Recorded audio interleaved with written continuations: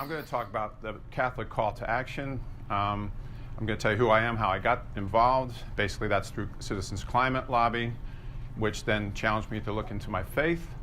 And then climate impacts had an impact on me. It's very personal. And a solution exists. Most people don't know that. And as a matter of fact, there's a solution that's out there right now that's supported by our church. So who am I? As she mentioned, I'm an engineer for ExxonMobil for 32 years, Roman Catholic since 1987, and I became a scuba diver when I retired, and a grandfather. Both happened in 2013. So, significant year. And how did I get involved? So I'm going to give you a little talk about Citizens Climate Lobby. Went to my first meeting in 2016. A friend of mine, Bill Bray, who I also worked with at ExxonMobil, invited me to a meeting. He had ulterior motives. But it's a volunteer-driven group. And this is one thing I most like about the organization. It is not Democrat and Republican. It is nonpartisan. And that, to me, is incredibly important. It's organized by congressional district. You can see here, this map shows all the districts that are in the United States. Basically, we try to have a district in every single congressional district. So we have about 360 across the country. We presently have 125,000 members. And it's roughly been doubling about every year. The organization is about 10 years old. We have a laser focus. For the last 10 years, we've been working towards one thing alone, and it's revenue neutral carbon fee and dividend legislation. Okay, and I'm going to tell you what that is in more detail later.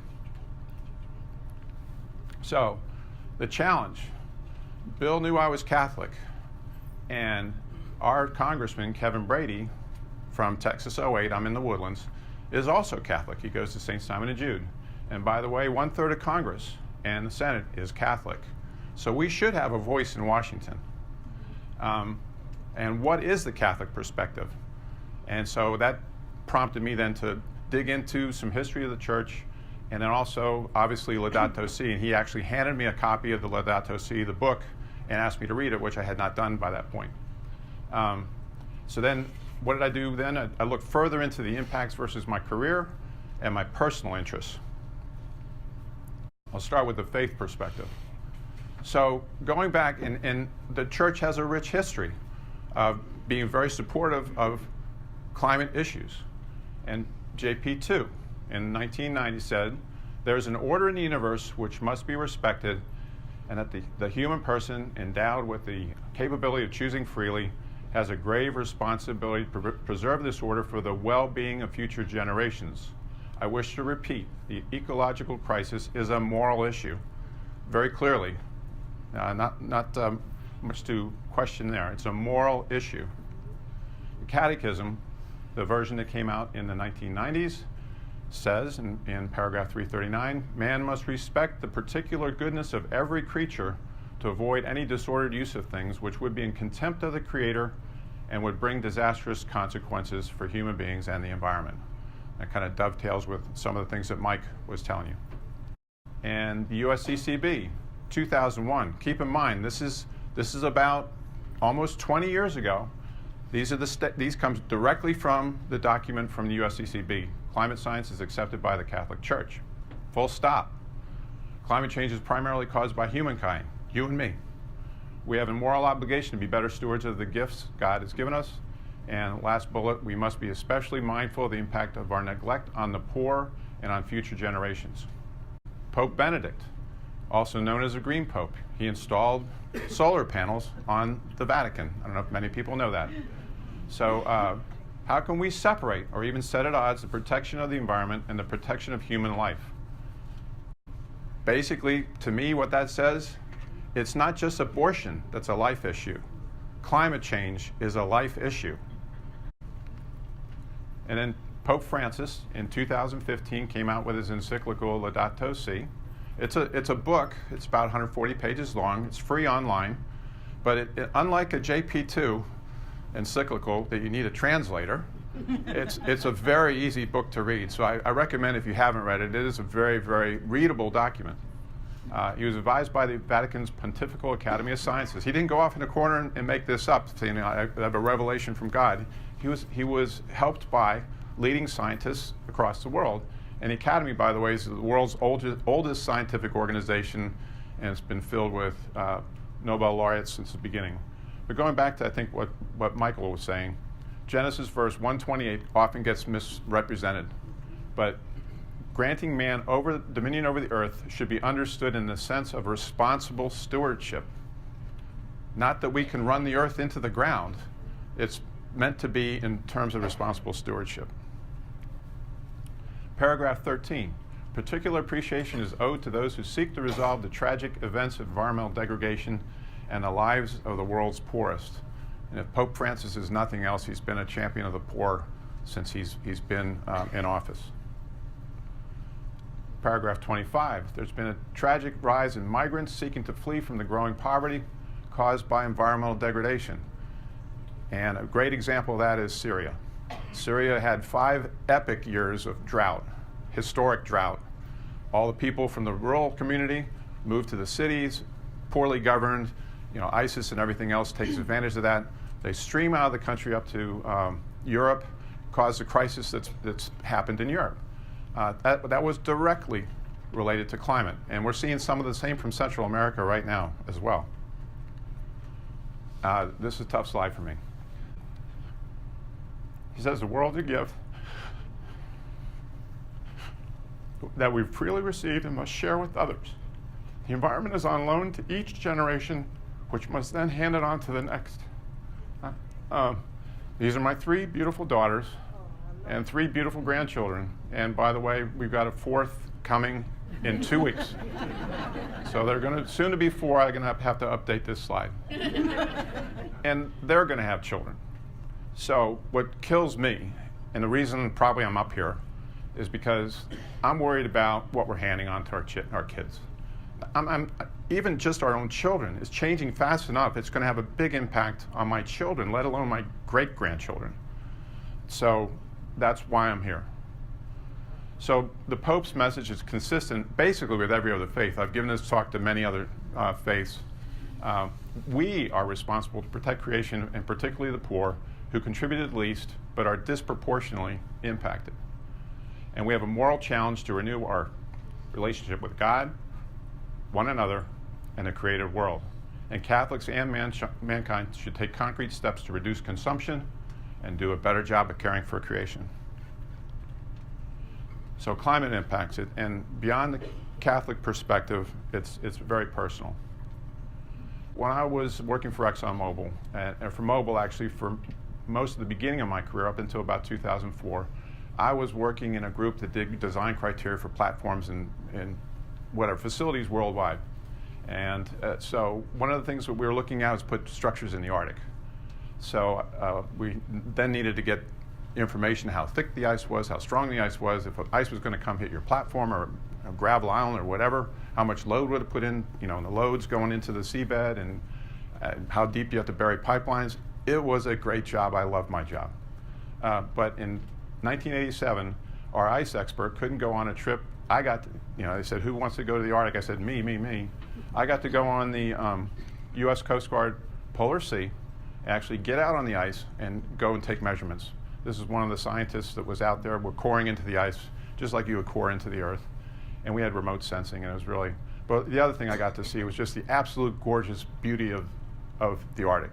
I was about 200, 300 yards from that polar bear. But it's an incredibly beautiful area of the world, one of my favorite places I've ever been. And I worked maybe about 20% of my career on Arctic projects. This is what I wanted to explain here. We're looking down the top of the Earth. This is another thing the reason why I'm here. This is the way the ice was back in the 1980s. And the white is the thickest ice. It's multi-year ice, so it's there year after year. And it stacks up, the ice moves around and stacks up on top of each other. And so this can be like 150 feet thick. The blue is actually first-year ice, stuff that forms every year and can go away. And then the gray is actually water. So what I'd like to show you then, you're going to watch a time lapse over 25 years. You're going to watch the disappearance of the ice in the Arctic. And the big thing here is I stopped doing work in the Arctic around 2004. And I was in a criteria group, so we were monitoring this. So you can see how fast this is going. 1991, 1992. We're going to look at 25 years in a minute. So watch the white through the 90s, and this is when I was doing most of my work. You see there's not a lot of change in the Arctic. I mean, it was actually somewhat on the area wide, it was changing, but the thickness was changing as well. So this is about when I stopped being involved. Now watch the change that then happened. And you see the natural gyre of the ice that goes around these. Watch the disappearance of the multi-year ice and the thinning of the ice and the disappearance of the ice. And this stops in September. Okay, so a couple things here. All right, I'll show you on the next slide. That's from NOAA. That's from satellite imagery. So this is where I was in 1987, the yellow dot there. And so we had to go about 60 miles to the edge of the ice. Now, in September 2016, 600 miles to get to the ice. And it's open water about 50%. And it's worse now since that time. The ice coverage is lowest since satellite monitoring was started in 1979, and basically historical records that go back to the 1800s. The ice volume loss, this is staggering. 70% of the total volume, this is in September at the end of the summer, 70% total volume, and 95% of multi-year ice is gone. The thickest ice now is about 50 feet, according to my friend who's still doing ice work. So not 150 feet, 50 feet. I'm going to fast forward to 2013. Scuba diving. I started scuba diving in 2013, did most of my diving in Cozumel. Basically, all I can say is that if you thought the world was gorgeous above water, you should see it underwater. It's incredible. God's creation underwater is just beautiful, and it's a big symbiotic relationship where everything kind of depends on the other. So when I would go diving, I never have been to the Great Barrier Reef, always wanted to go there, but I hear from people that have been. So this is a normal reef, and that's not color enhanced. That's from the National Geographic, and this is what happens when it gets too hot. And that happens virtually overnight. So why does it matter? Bleaching is directly correlated to warm water stressing corals. And this is the Great Barrier Reef on the northeast side of Australia. This length is about the same length as the east coast of the United States. To give you an idea of scale, it also covers about the same area as Italy, Japan, or Germany. So you can see it from satellites, the Great Barrier Reef. And mass bleaching events have now happened in 1998, and you can see the years there. Well, turns out 1998 is in this list of the 10 hottest years. Actually, it's now, I think it's 12 now. This is an old slide. But 50%, and this was also staggering, 50% of this entire area was bleached in just 2 years. 2 years. And that's 2016 and 2017. This is a World Heritage Site. This is the Amazon of the underwater. And you can see also there's a step change in water temperature or heat in 2015, 16, 17, and I've heard, I don't have it on here, but 2018 was about the same as 2017. So we're now in a new normal. And so the 11 hottest years have all happened since 2007, and the world's reefs are, worldwide, we've lost 50% of our reefs. And it's representing ecosystem collapse, and about 25% of the world's population relies on protein from fish. So, but, this has all been doom and gloom. There is good news. And this bill, this is a real bill. This is not the Green New Deal. This is in Congress right now. Energy Innovation and Carbon Dividend Act. It's HR 763. You can look it up, and it's out there now. It doesn't get any press, which is really frustrating. But it's first major climate legislation introduced in 10 years. It now has 19 sponsors and co-sponsors. I'm going to go through the basics. Charge a fee on fossil fuels at the source. All fossil fuels get charged. This covers the whole economic spectrum. Money goes to the Treasury, but the money doesn't go, it's not a tax because it's a tax when it goes to the government. It doesn't go to the government, it comes back to the people. That's really important. So how does it work? You put a fee on fossil fuels at the source, at the well, the mine, or the port. So that means if you have a coal or oil and gas, it happens at the wellhead for oil and gas. Starts at $15 a ton of CO2 emitted and increases at 10 tons per year. So it starts at a relatively low level, but it ramps up steadily every year. And that allows economies to adjust. You can't just all of a sudden change the rules of the game overnight. Then all the money that's collected is returned to households. So why does that make sense?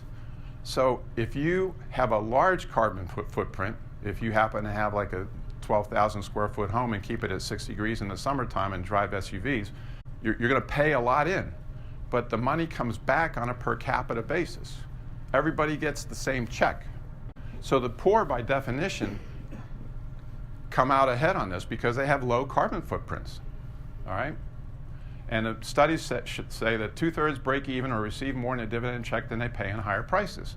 And who does this hit worst? The people that have the high carbon footprints, the one we want to change their behaviors. And the other thing that's important is a border adjustment on goods imported because you want a level playing field. If someone's importing a barrel of oil from Indonesia, they better get assessed the tax. Or if you're exporting a barrel to Indonesia and they don't have a tax, then you better give that money back to the producer in the United States. You have to have a level playing field. So each adult gets a share, each child gets a half a share. You must have a social security number or a tax identification number, etc. What's the impact on emissions? And there have been a number of studies. REMI is a consulting company. It's used by both Republicans and Democrats in DC. Shows that carbon emissions, CO2 emissions will decline 33% after 10 years, 52% after 20. And second bullet, other tax models have shown similar numbers and 80% reduction by 2050. Now, why is that important? Because these targets meet or exceed the Paris Accord. So if the world was working towards the Paris Accord, this bill will do it. It also bring other world economies into it because if they don't want to be charged a tax at our border, they'll adopt a similar system. This is really significant. Right after the bill came out in January, this article came out in the Wall Street Journal. Virtually every economist in the country, all significant economists, and the 4 former chairs of the Federal Reserve, they're all shown here, they all came up and said, this is the right approach. This is the way it should be done. So what did they say in the statement in the Wall Street Journal? 1, a carbon tax is the most cost-effective lever to reduce emissions at the scale and speed necessary. 2, the tax should increase every year until emissions goals are met. This is exactly what our bill says. 3, a robust and gradually rising carbon tax will replace the need for carbon regulations that are less efficient. That $15 per ton represents, on the first year, represents about 10 to 15 cents per gallon of gas, by the way. I forgot to tell you that. And then you're going to ramp up about 10 cents a year on tax. So, and to protect U.S. competitiveness, a border carbon adjustment should be established. That's also in the bill. And to maximize fairness, the last point, the revenue should be returned to U.S. citizens, and the most vulnerable will benefit. So, call for political engagement. Our church says get involved. USCCB in February of 2010, contact your senators and urge greater U.S. leadership to address climate change, especially its disproportionate impact on the poor. And the Pope says much the same. Our Catholic bishops, you can go to their website. They say that Catholic bishops are urging that legislative actions on climate change include provisions that ease the burden on poor people. Our bill does that. 3, promote development and use of alternative renewable and clean energy resources. Our bill does that. When you put a tax on carbon, that gives incentive for other technologies to be developed. People can then plan and know that there's going to be money in it for them. And so the free market system handles these kinds of things very well. Our Catholic bishops, this came out right after the bill came out. Bishop Frank DeWayne of Venice, he's the domestic chairman. He came out in favor of the bill, saying it's an important step forward in addressing climate change. So the bill, 763, it's effective, it's based on sound economic principles, it's bipartisan, it rewards carbon footprint reduction, which is exactly what we want to do. The USCCB supports it, and incentivizes innovation and economic growth. I mean, there's really not much to dislike, and actually, it's also something that both Republicans and Democrats can support. That's why it's bipartisan. So going forward, what to do? I'd suggest you read Laudato Si if you hadn't. You can write your congressman or sign H.R. 763 support, and we have form letters. It's really simple. If you want it, CCL has a table back here. You can do a form letter. You don't have to make up a lot of stuff. We can just check the boxes. Or you can check out the Catholic Climate Covenant website, an excellent website. They have care for creation advocacy options, HR 763 endorsement tools, and you can consider becoming a CCL volunteer. Once again, you can sign up at the table, or you can simply on your smartphone write that number down, 619, etc. If you text the word "join" to that number, they'll come back with prompts that says, who are you, what's your zip code, that kind of thing, to get you in the right into the right chapter. So this is your call to action. Thank you.